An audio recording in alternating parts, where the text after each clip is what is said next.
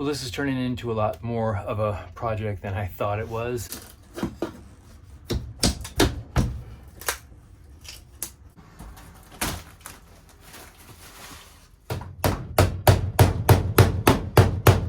But I just kind of want to get a first look at what's behind here, for no other reason than I just want to.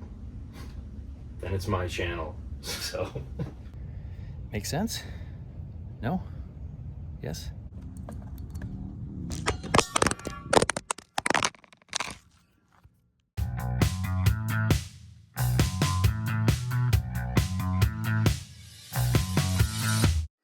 Well, hello, welcome back to the channel, and welcome back to Hotcakes. If you've been following along, you know that Hotcakes is a 1963 Shasta, very unique style with a kitchen across the back, and the door is at the back of the trailer rather than in the center. Go ahead and watch the videos. You can see our trip to Northern California to my brother-in-law Duke's house, where we picked her up, brought her back home, and just so happened to run into the Pismo Beach Trailer Rally. That's another video that you can watch. And it's all leading up to this, which is fixing up Hotcakes and getting her road ready, taking care of all the little things that are wrong with her after all of these years on the road. You can tune into those videos. I will have links in the description for them. And what I really want to get into on this video is probably what I'm finding out is not going to be the easiest thing to do, and that is take care of this wood damage in the front. A lot of times these will get some staining, especially when a trailer is in this good a shape. There is no staining. There's been no leakage around the vent in the top of the trailer, which these trailers always have. And there's none of that. All the corners are looking pretty good, except under this front window. I was hoping that there wouldn't be extensive damage to the frame underneath, and I'm starting to get the feeling that that might not be the case. So you can see I've got my grubby clothes on because I anticipate this being a bit of a dirty job. So what we're going to do to start off this video is we're just going to clear this out and just sort of look at what we've got to do, because there is some issues with being able to get at this wood and this framing, and one of them is right under here, and it's huge and it's heavy, and I'm not happy about it. So you'll see in just a sec. Let's get to cleaning out this trailer and then see what it's going to take to get this wood damage repaired.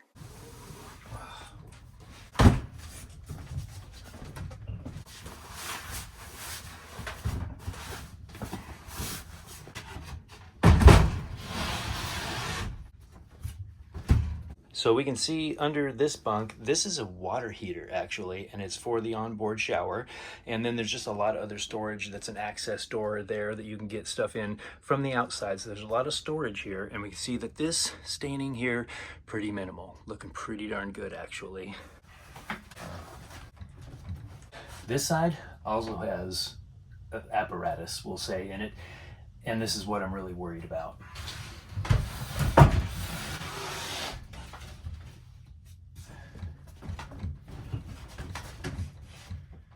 This is the water tank for Hotcakes. This is a 41-gallon water tank, and it's large. It has a spout going to the outside. It also has the plumbing line, hard line, that comes through this little area that's been built up and then comes back over here and leads to the aforementioned water heater. A lot going on with this corner as far as just things that are here and potentially in the way of getting at this wood to replace it. Additionally, I am finding that there is a lot more softness to this. So let's get into some of this wood and see just what we're in for.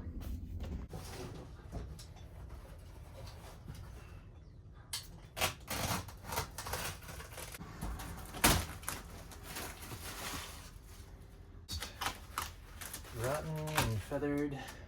Let's pull away this insulation. It's been pretty solid all the way back. This is good. That's first encouraging sign.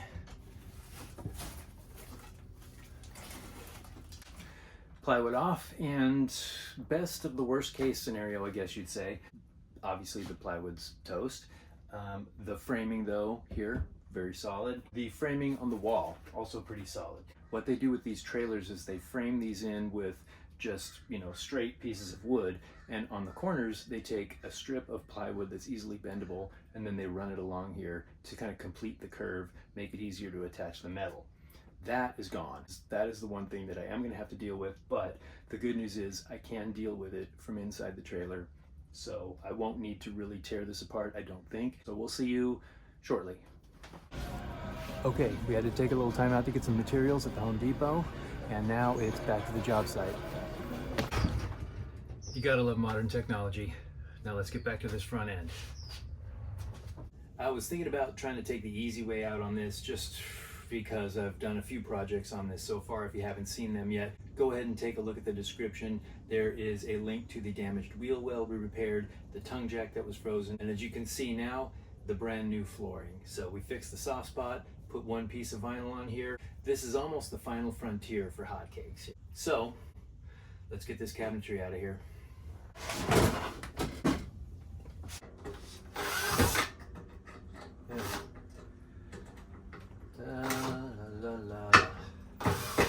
Flatheads, spinning out, stripping out, wanting to hurt me. I'm gonna make that into a song. I actually had to switch to manual on this one. You gotta love them. Gotta just love them. All the screws are finally out. Half of them gave me a hard time because of their flatheads and their old whatever. Everything is loose with the exception of where this piece of ply nails onto this cabinet. It seems to be on there pretty good. I'm going to try and get it off of here without tearing up the wood too much. Yeah, it's going to tear it up. Okay, we're starting to get some movement here. Oh, it's on there.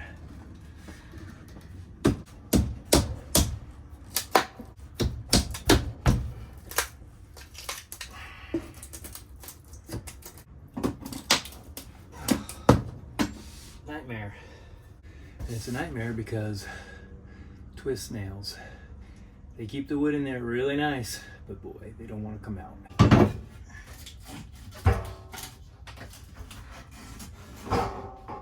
Oh, of course it's hooked. Tied with a freaking piece of string. String!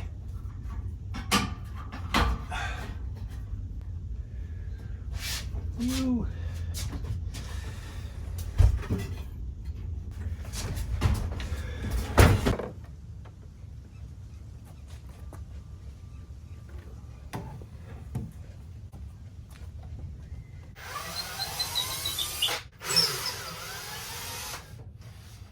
So a lot less to deal with, obviously, on this side, with just one small exception, and that is that with the hatch here, there is no ledger across the back for the screws to screw down to. This is screwed in from the outside at the hatch. So I'm just gonna undo it here, leave this piece a-dangling, and just work around it.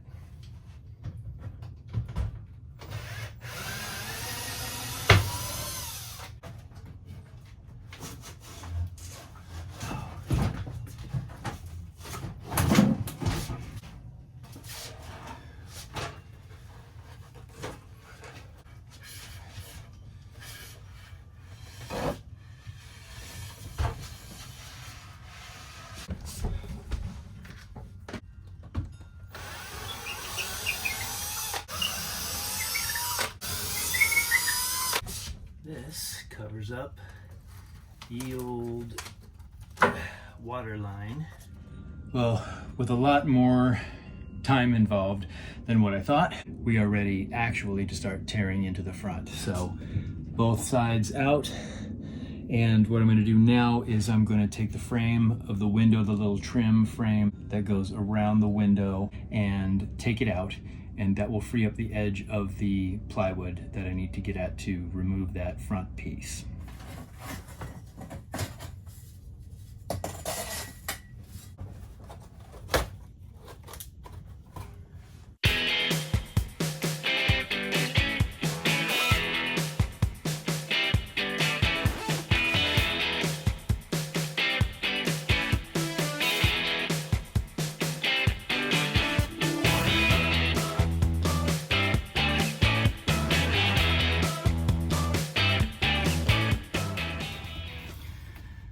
Well, here we are. The wood is off of the front, and you can see that these things were put together very sparsely. They're made to be very light. So there is a piece of framework up here, and there is nothing all the way down to the floor.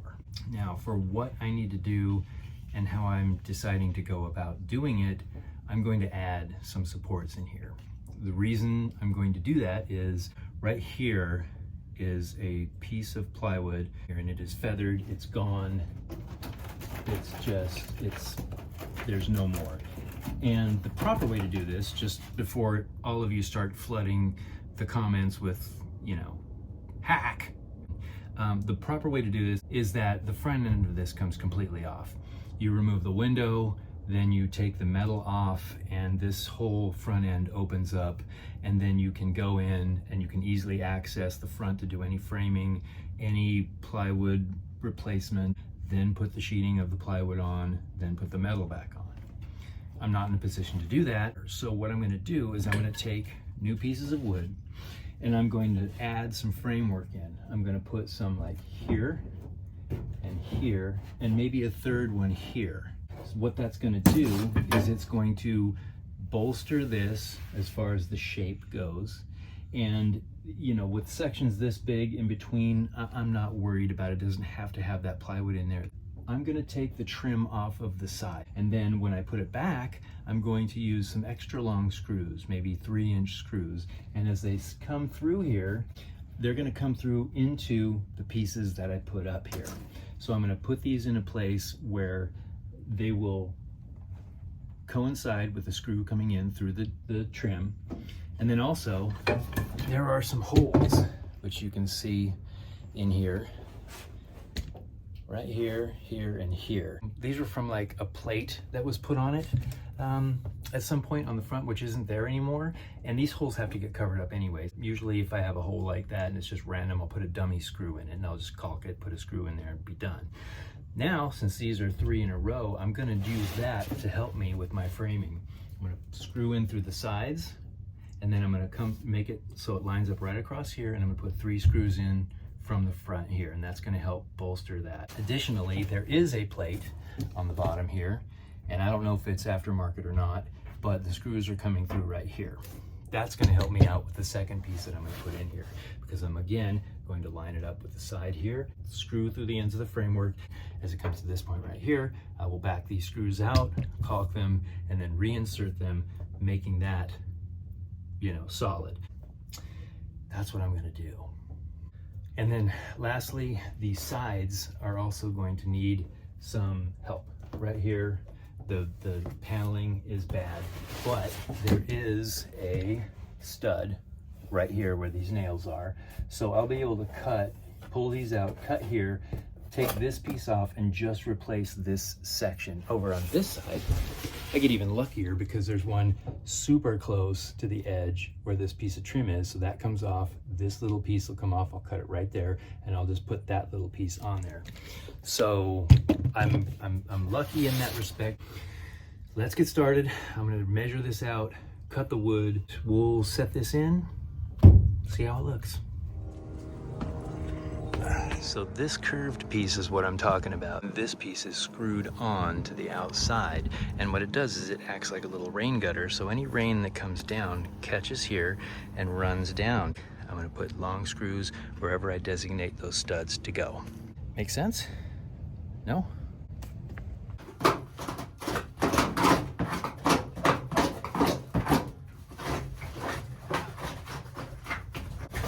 There's also a dent on the corner here that I'm gonna, now that it's exposed, I'm gonna try and go ahead and push it out and see if I can get that a little bit more straight. So here is said dent, and let's see if I can push that out from the inside. Oh yeah. Okay. There we go. Oh yeah.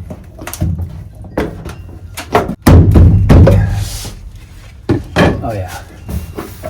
Much better. It's always going to have a little bit of a crease just because once aluminum bends, it stretches. And here's that dent.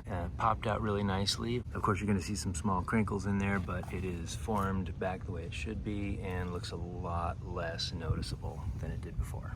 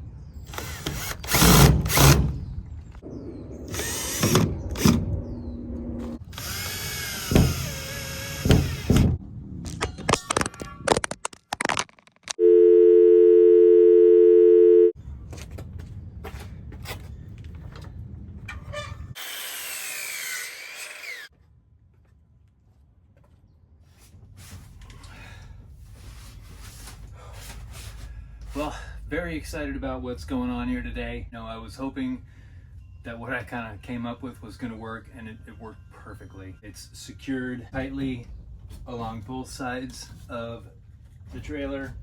It's secured to the metal here. There's a couple more holes here. I might just put some dummy screws in there just to cover the holes. The sheet of plywood will end up coming from here down. We'll have a place to tie in here. When it comes down here, it will hook into this piece of wood, which is solid, and that'll be the final curve. And then we will be done with that. The last thing to do is to check the sides, replace a little bit of water damage here, see if there's any damage underneath. I don't foresee anything being here, but on the other side, we may find something in there. We won't know until we cut away that little piece of the exterior plywood, and we will do that tomorrow. For today, I'm calling it quits, and through the power of YouTube, we'll see you in just a few seconds. Well, we're back, and we have now cleaned up all of the debris, and we're going to start getting into the walls to see if there's any damage in the corners. We do need to replace the plywood that's been stained.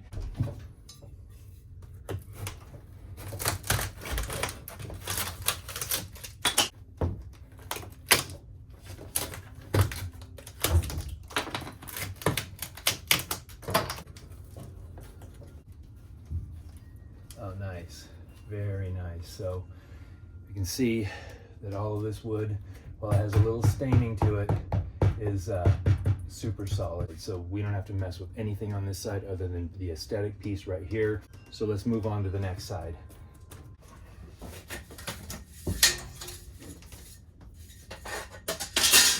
So we'll get these twist nails out here to begin with.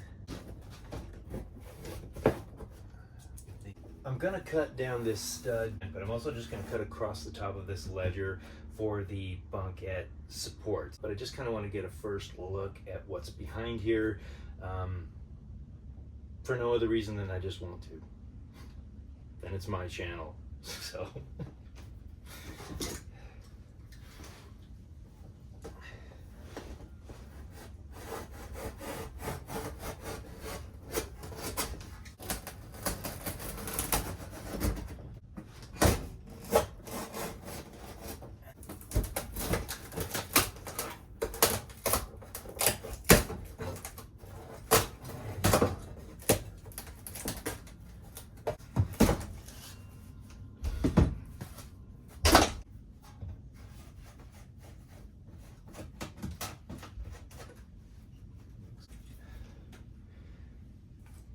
And wow, yeah, it looks great. I mean, some staining, no soft spots. It's only the plywood strip that was rotten, and we're going to take care of that with these side supports. And now I'm going to be able to come in through these supports and also secure this new framing to the actual side frame itself. It's just going to bring it all together nice and tight. I'm so excited and relieved you don't even know. So the next thing, and kind of the exciting thing to do, is to actually get the piece of plywood cut and put into place on the front, and then we'll patch in the sides from there. So this is going a lot better, which means a lot quicker than what I thought. This could end up just being a 2-day project.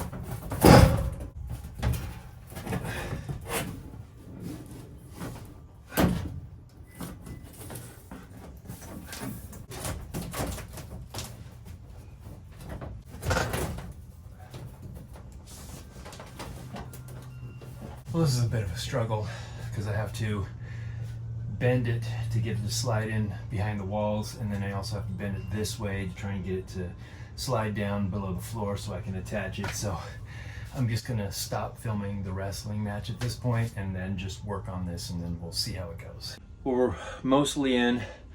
One of the big problems that I had with getting this in was getting it down to the bottom, because there's a piece of wood at the bottom here, and it has to be on this side of it in order to hold it to the floor, to make this curve.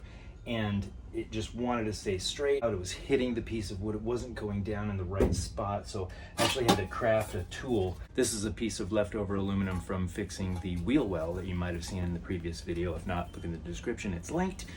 But I used this to pull on the edge of the plywood as it sits down in this crack. I was able to put it down in here, pull it in towards the trailer as I was pushing down with my hand on the other side. So again, trailer yoga wins the day.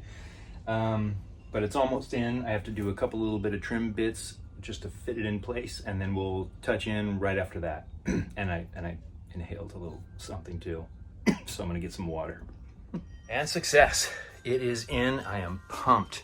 It looks fantastic. I chose a piece of birch that had wavy grain to it because I wanted to match what was going on up top here, and I think I did a pretty good job of it. Once this is shellacked and the color really comes in, it's really gonna match the top. So the bottom, the top are gonna have a really cohesive feel all the way through. It looks amazing. She's looking brand new, a little more every day. So I can't wait to get to the sides, get this buttoned up, and then get these benches back in after the shellacking, because I've taken a little shellacking myself on this project. I can't wait to see this all together, and I can't wait for you to see it. And here is the first of the two side pieces that are going in. I've cut a piece to height and then longer than what it needs to be. And so then I just sort of use my fingers and a pencil to get the curvature of this, cut it, trim it as I need to. That way I can keep pushing it forward, fine tuning this radius so that it fits with what's here. And I pretty much got that. And so now that I have that, I'm going to go ahead and remove this and measure out to the stud, cut it here, and then nail it into place. And then I'll do that. Same thing on the other side. The world will be a better place. I've just cut some strips to go in between to match the pieces that are already here. So these will fit here and here. Voila.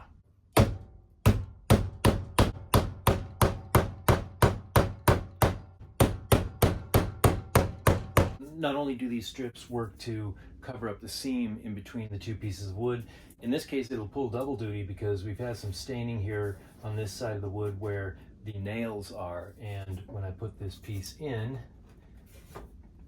it's going to just make those go away. I cleaned up, ready to go. Everything's looking fabulous, especially this corner over here, which was looking really bad. We're going to put some shellac on this, get it a nice coat, have it blend in with everything else. I'm using Zinsser. This is amber shellac. It goes on with a kind of a honey color, and it really duplicates the patina that is on these old trailers. And so this, I highly recommend the Zinsser Amber Shellac. This is the stuff to use.